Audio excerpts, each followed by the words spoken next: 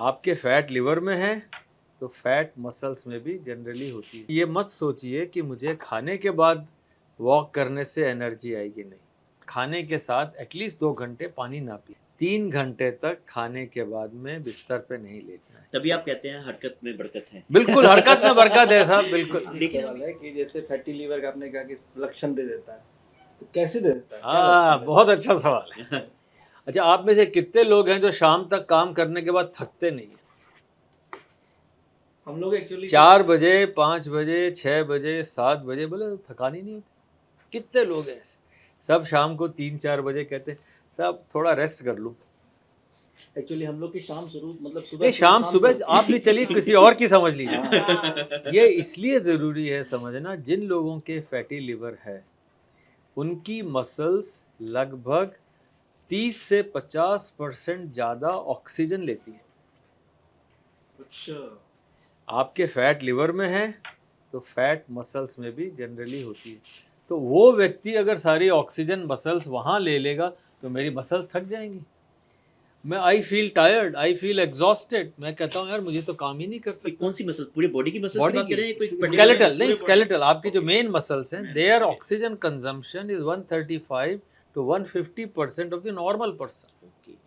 Same is true for heart muscle, वो बेचारी भी मसल है ऑक्सीजन की, क्योंकि हार्ट के चारों तरफ चर्बी आ जाएगी तो हार्ट का भी यही हाल होगा। तो हमारी ऑक्सीजन कंजम्पशन तो बढ़ गई और ऑक्सीजन सप्लाई कम, क्योंकि आप हिले ही नहीं, आप तो बटन से टीवी देख रहे हैं। अगर आप हिलेंगे तो आपकी ऑक्सीजन अंदर जाएगी, ऑक्सीजन मसल्स में जाएगी। एक सिंपल आपको और एक फार्मूला बताता हूँ जो हो सकता है सबके लिए फ़ायदेमंद हो, जो भी देख रहे हैं।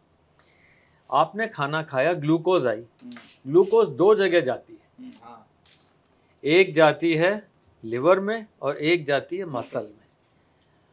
पर अगर आपकी मसल हिली नहीं तो वो सारी ग्लूकोज गई लिवर में और एक्स्ट्रा ग्लूकोज आई वो फैट में, कि लिवर का काम है कि भैया आगे आने वाले खानदान के लिए बनाए रखो, चर्बी है कुछ भी पर स्टोर एनर्जी का रखो। तो वो सारी की सारी glucose gets converted into fat and that gets deposited into it. पर जो ही आपने मसल चलाई, जो ही काम किया 30, 35, 40 मिनट, वो सारी ग्लूकोज एब्जॉर्ब हो गई, ग्लूकोज यूटिलाइज हो गई, लिवर में फैट बनी।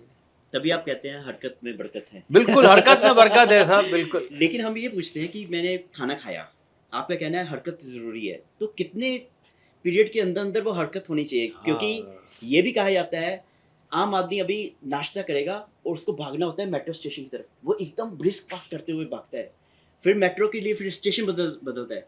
क्या वो उसके लिए सही है? ऐसी डिनर के बाद कई लोग कहते हैं कि आप रेस्ट कीजिए, कई लोग कहते हैं पहली बात आप तो मैं walk ऐसे कीजिए। सारे लोगों को दाद दूंगा, बधाई दूंगा जो कि ऐसे भाग के मेट्रो पकड़ते हैं और गाड़ियों में नहीं जाते, रिक्शे में नहीं जाते। अच्छी बात है बहुत अच्छी बात है। अपनी गाड़ी आधा किलोमीटर 1 किलोमीटर दूर पार्क करिए, जी। जिससे कि टाइम्स ऑफ इंडिया बिल्डिंग में आना हो, 12 टाइम्स की जाना हो तो यार चल के जाएं। तो पहली बात तो ये अच्छी। जी। दूसरी बात, ये मत सोचिए कि मुझे खाने के बाद वॉक करने से एनर्जी आएगी, नहीं। एनर्जी एक्सरसाइज से आती, which is a defined time, defined frame of mind. वो जब तक दिनचर्या में नहीं आएगी नहीं होगा। और उसके लिए ज़रूरी है कि हम पुराने ज़माने में जैसे सुबह उठते थे, 1 घंटा व्यायाम होता था, वर्जिश होती थी, चाहे अखाड़े में जाते थे, चाहे पहलवानी करते थे, चाहे कुछ भी करते थे। आज नया नाम जिम दे दीजिए उसे, पर वो भी एक तरीके का है। तो अल्टीमेटली, और ये बहुत ज़रूरी है समझने के लिए, कि एक्सरसाइज मीन्स स्वेटिंग। पहले पसीना आए, पसीना, फिर 45 मिनट 30 मिनट फिजिकल काम एक्टिविटीज है ना कि हाँ, गर्मी उससे पहले वार्म अप है। हाँ, जब तक पसीना नहीं आए सारी हरकत आपकी सिर्फ वार्म अप है। डॉक्टर उसके साहब खाने के बाद हाँ, एक पर्टिकुलर पीरियड के अंदर आपको एक्सरसाइज करनी जरूरी है? ऐसे एक्सरसाइज नहीं करनी है आपको। जरूरी नहीं है ना, बिल्कुल नहीं। और ये कहा जाता है कि जैसे खाने के बाद, डिनर के बाद आपको वॉक करना है, बहुत ही लेकिन अच्छी बात। लोग कहते हैं कि खाने के बाद आपको आराम करना है क्योंकि आपका नहीं। सारा खून जो है उसको पचाने में लगा हुआ है। नहीं, ये कंट्राडिक्शन थोड़ा सा साफ कीजिए। खाने के बाद में आराम तो बिल्कुल भी नहीं, लेटना तो चाहिए ही नहीं। अच्छा। 3 घंटे तक खाने के बाद में बिस्तर पे नहीं लेटना है। इसीलिए पुराना नियम था सनसेट हाँ, कि साहब सूर्योदय से बाद में और सूर्यास्त से पहले खाना खा लीजिए। अब क्यों नहीं खाना चाहिए, इसका एक बड़ा सिंपल है कि खाने के साथ जैसे आपने खाना खाया और आप लेट गए, तो खाना जो है वापस ऊपर को फूड पाइप में आता, फिर आप कहते हैं सर मुझे तो बड़ा एसिडिटी है, मेरे को बड़ी जलन है। ब्लोटिंग है या वो एसिड रिफ्लक्स है। हाँ, तो क्यों हुआ भाई? जो जगह जहाँ रहनी चाहिए वो वहीं रहनी चाहिए। सपोज करिए मुझे कहीं भेजें ऐसी जगह कि जहाँ लड़ाई वड़ाई हो, मैं तो गोली चला ही नहीं सकता। तो सिमिलरली एसिड का काम है स्टमक में रहना, क्योंकि स्टमक में एसिड नहीं होगा तो खाना आपका पचेगा नहीं। खाने को तोड़ने के लिए, मॉर्सल्स को छोटा छोटा बनाने के लिए एसिड ज़रूरी है, पर वो एसिड अगर यहाँ आ गया तो जलन करेगा। वो एरिया बना ही नहीं था एसिड के लिए। बिल्कुल, हम बुला लेते हैं और जबरदस्ती। हाँ, हम लेट जाते हैं या इतना खा लेते हैं कि साहब वो ऊपर आ जाता है, इतना खा जगह ही लेते नहीं हैं, छोड़ते। जगह ही नहीं है। है ना? सही बात, खाली रखना होता है पेट वही- में। वही इतना, जो आयुर्वेद में कहते हैं ना, एक पोर्शन खाली रखना है, हाँ बिल्कुल रखना है सब खाली। आधा खाली, मतलब आधा खाना खा लिया, थोड़ा पानी की जगह भी रह गई। नहीं, पानी की जगह बिल्कुल नहीं पानी रखनी। नहीं, पानी नहीं। हाँ। क्यों नहीं पीना है पानी? पानी कब? इसलिए हाँ, नहीं पानी वाला पीना, भी खाना है, खाना। इसलिए कितनी देर नहीं के बाद पीना पानी? कि खाना अगर आप खाते हैं ना, सॉलिड फूड को स्टमक में 3 घंटे लगते हैं। वो लगता रहता है, बता स्टमक बेचारा तोड़ता। इतनी बड़ी आपने बाइट खाई, आपने सेब खा चबाया लिया, भी नहीं। चबाया भी नहीं चबाया भी नहीं। वो पुराने जमाने में दांत था, होते नहीं। पेट में दांत होते नहीं। हाथ में सही दांत बात है। वो पहले वो कहते थे ना दादाजी, भाई कितने दांत हैं? 32। हाँ, तो 32 बार चबाओ, हाँ। है ना? वो हाँ, खत्म ही बिल्कुल हो सर। गया।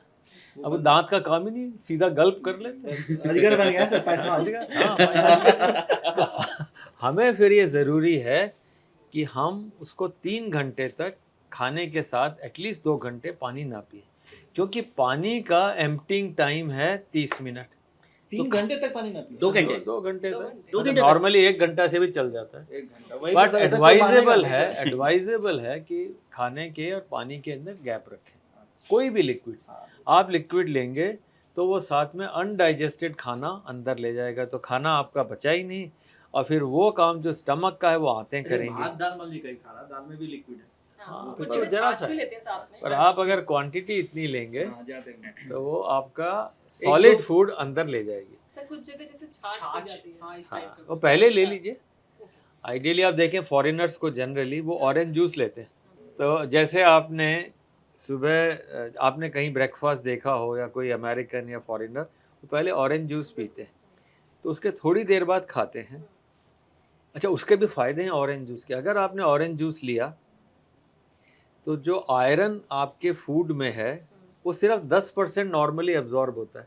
आपने ऑरेंज जूस लिया या लेमन डाल दिया तो 30% एब्जॉर्ब हो जाता है। ऑरेंज जूस या तो- लेमन की वजह से। तो अगर हम, इसमें बड़ी साइंस है कि ये जो मीडियम है थोड़ा 30% एसिडिक, बताया ना सर। 10% से 30% आयरन, वही खाना खाया आपने, वही पालक लिया या वही चीज़ ली, पर उसका आयरन वैसे ही निकल जाता है अगर आपने थोड़ा सा उसमें नींबू या ये आपने। अब अगर किसी ने उसी आइटम में नींबू डाल दिया, हाँ, बिल्कुल सही है। हाँ, बिल्कुल सही है, मान लिया तो हमने कोई बुराई पालक में नहीं। डाल के भाई, खाया। हम लोग के पास कहाँ इतना पैसा ऑरेंज जूस खरीदते हाँ। रहे, फ्रेश ऑरेंज लाएं और वो सही फ्रेश बात है, ऑरेंज सही लेकर हाँ, जाएं। हाँ, सही वो बात तो आप, और वो टिन वाला कभी लेना नहीं, क्योंकि उसके अंदर बहुत सारे विटामिन सी की वजह से।